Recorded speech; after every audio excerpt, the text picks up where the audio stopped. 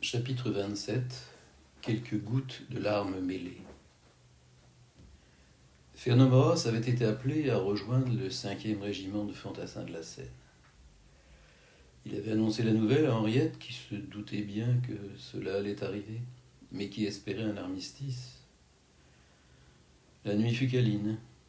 Ils s'aimèrent comme si leur chair avait besoin d'être rassasiée, avant un carême obligé. Dur fut le petit matin de voir partir Maurras à l'aube, dans le brouillard froid d'un Paris encore endormi. Henriette but un peu de lait chaud et une tranche de pain rassis. Elle l'aurait bien fait du pain grillé, comme Maurras lui avait montré, mais elle économisait l'alcool. L'accueil chez le notaire fut aimable, comme toujours. Un poêle à bois diffusait dans l'étude une douce chaleur bien agréable après une fraîche marche matinale. Elle savait que maître Callot avait préparé du thé et elle trouvait toujours une tasse propre à côté de la théière fumante. Henriette n'avait guère envie de travailler, mais au moins, trier, classer, ranger, l'aidait à ne pas penser au départ de Maurras, parti combattre les Prussiens. Soudain, l'immeuble vibra. 2 tiroirs s'ouvrirent tout seuls, et la porte d'un placard se mit à claquer d'un coup sec. Le notaire pensa, si en plus on a des tremblements de terre, chacun reprit son activité, regardant par les fenêtres qui laissaient voir les platanes, toujours bien droits dans la rue. Quelques instants plus tard, la sonnette de l'étude contraint Henriette à se lever pour ouvrir la porte palière. La concierge, son fichu en bataille, agitant son balai, déclara essoufflée, « C'est les Prussiens, c'est les Prussiens !»« Calmez-vous, madame Le Poudec, ils ne sont pas déjà dans la rue, dit le notaire. » Elle reprenait son souffle, agitant de soubresauts son imposante poitrine. « Non, ils ont tiré au canon sur le canal Saint-Martin, ils vont nous noyer. »« Voyons, même s'ils font sauter le verrou de retenue d'eau des travaux, ça se déversera dans le lit asséché en aval, vous ne serez pas inondés. Ah, les maisons du quartier, en revanche, ont pu souffrir. » Henriette pensa à la petite Léa. « Maître, demanda Henriette, je connais quelqu'un qui habite une ruelle près du canal. Je suis inquiète. Me permettez-vous » Sa voix s'était étranglée. Je vous donne votre journée, Henriette. Vous n'aviez déjà pas l'air très en forme en arrivant ce matin. » Chapeau, sac et mantelet valsaient dans l'instant au bout de sa main. Elle dévalait déjà l'escalier. « Ah, la jeunesse, dit le notaire, en poussant gentiment la concierge vers l'escalier et en lui rendant son balai.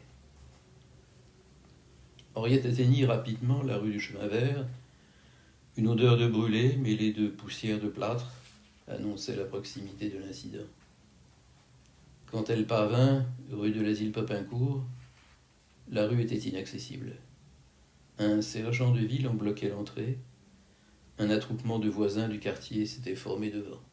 « Monsieur, je cherche une petite fille qui vit chez la concierge de l'immeuble d'angle, à l'autre bout de la rue, » demanda Henriette avec angoisse. « Oh, l'immeuble du bout ? Il est par terre, madame. »« Mais les habitants, alors ? » ?»« Il y a des morts, mais on n'a pas trouvé d'enfant. »« C'est Léa que vous cherchez ?» La voix féminine venait de derrière le sergent. « Oui, madame. Est-elle sauve ? » « Je suis lingère, plus près dans la rue. J'ai recueilli Léa qui hurlait dehors. La pauvre venait juste de perdre sa mère, c'est atroce. »« Laissez passer la dame, sergent, je la connais. » C'était la voix de l'inspecteur-chef, Félix Coulant. « Alors, on revient sur les lieux du crime ? » ?»« Foutez-lui la paix, intervint Fanchon la lingère. Vous faites toujours dans la tendresse ? » L'inspecteur-chef hocha la tête, gêné, conscient du peu d'à propos de sa question. Ils passèrent le cordon tendu par le sergent de ville pour barrer la rue. « Madame Henriette, Madame Henriette !» Léa venait de la voir et courut ceinturer sa robe de ses petits bras, la gorge pleine de sanglots. Henriette la prit dans ses bras et l'embrassa comme on fait, avec un ami cher, perdu de vue depuis des années, et de pleurer ensemble, mêlant leurs larmes, à la fois de douleur et de joie. Ça fait plaisir, dit Fanchon. Justement, je me demandais comment faire pour aller travailler avec cet enfant. La blanchisserie des Halles a fermé, faute de clients. Les gros bourgeois ont quitté Paris. Alors je blanchis le linge des prisons dans la ruelle des Gobelins, avec l'eau de la Bièvre. Mais c'est pas un coin où emmener un gosse. Oh, si l'inspecteur vient avec nous, dit Léa, on craint rien du tout. Et puis il est chouette. Félix Coulant bredouilla, partagé entre la charge de son enquête à mener et l'envie de faire plaisir à Léa, qui plus est en agréable compagnie féminine. En plus, une petite aide n'est pas de refus, dit Fanchon. Un panier de linge sale à chacun, et on y va, pour faire passer la misère du jour. L'inspecteur-chef avançait, portant un paneton débordant de chemise grise. Fanchon et Henriette suivaient, amusés, avec de grands paniers d'osier débordant de draps de lit, encadrant Léa, fière d'aller laver son doudou.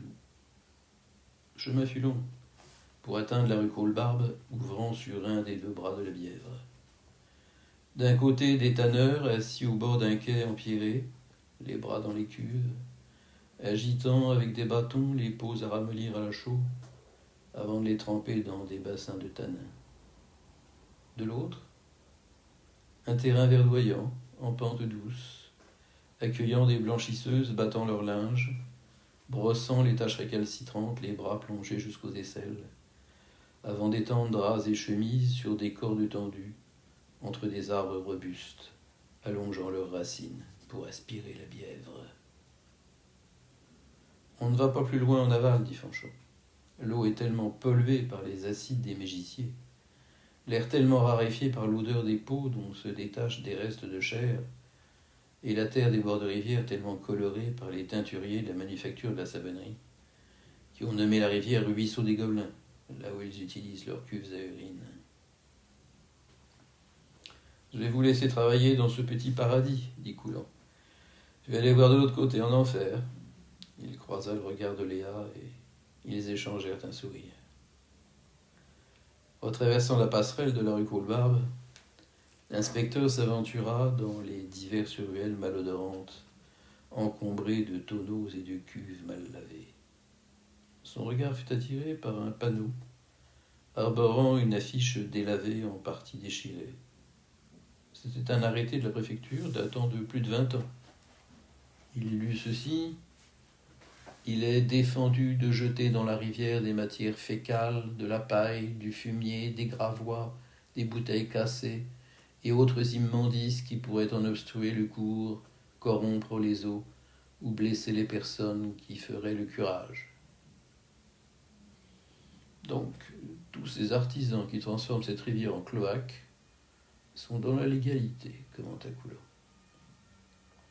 Il vit soudain un homme approcher une benne au bord de l'eau et en renverser le contenu, avant de disparaître tranquillement. Il était inutile de courir après lui, dans les ruelles sombres et glissantes donnant sur le quai. L'inspecteur s'approcha à l'endroit du rejet et remonta quelques déchets du bout de sa canne. Il s'agissait de pansements et de cotons ensanglantés. Vu la quantité jetée à l'eau, il devait s'agir de déchets d'un hôpital. La misère attire les misérables, se dit l'inspecteur mécontent. Je ferai un rapport au commissaire. Il poursuivit son chemin le long de la rivière, à présent canalisée, encadrée de masures sombres et de hauts murs de fabrique, masquant des usines aux cheminées rouillées, mais toujours fumantes. L'odeur devenait insupportable, et Coulant décida d'accélérer le pas. Il déboucha sur un espace plus large, au confluent des deux bras de la rivière. La petite île aux singes, connue pour ses guinguettes, apparut à ses yeux. Étonnant changement d'atmosphère, accentué par la musique guillerette qui couvrait le bruit des artisans. Coulant décida de s'y rendre. Un batelier attendait le client, appuyé sur une longue perche avec une pelle à son extrémité. « Combien le passage pour l'île aux singes ?» demanda l'inspecteur. « C'est 10 sous, » répondit l'homme. « 5 maintenant et 5 à l'arrivée, » répondit l'inspecteur, tapant du sol avec sa canne. « Comme il vous plaira, monseigneur. » Le passage nécessita 3 minutes. Le batelier connaissait bien l'art de la godille, et le courant était de plus en plus long. L'inspecteur lui jeta la seconde pièce, et voulut descendre de la barque avant qu'elle ne bute contre la berge. Il trempa une chaussette et un bas de pantalon, et pensa si Fanchon avait vu ça. À peine débarqué, Coulant vit une femme crier sur la terrasse de la première guinguette, croisant ses bras sur sa tête et montrant le sol à un homme accouru à sa hauteur. L'inspecteur gravit rapidement le talus et montra son insigne de police en disant « Que se passe-t-il? Qu'est-ce qui vous terrorise ?» Il suivit du regard le bras de la tenancière. Un corps gisait au sol, le crâne enfoncé d'une pointe de clou laissée aux côtés de la victime. « Bon sang, il est là, le salopard !» Coulant se reva à l'intérieur de la gargote, bousculant les chaises, criant « Où es-tu, Furet? Où es-tu » Il rageait, interrogeant les quelques clients effrayés, cherchant derrière chaque porte le criminel qu'il sentait proche. Revenant vers le couple de bistrotiers, son regard se porta sur la rive de l'autre bras de la Bièvre. Une barque déposait un homme, massif, au crâne dégarni, qui boitait en remontant la berge. « Furet !» hurla l'inspecteur. L'homme se retourna et esquissa un maigre sourire, et reprit sa montée, claudiquant, pour disparaître à leurs yeux. J'enrage, il était à ma main.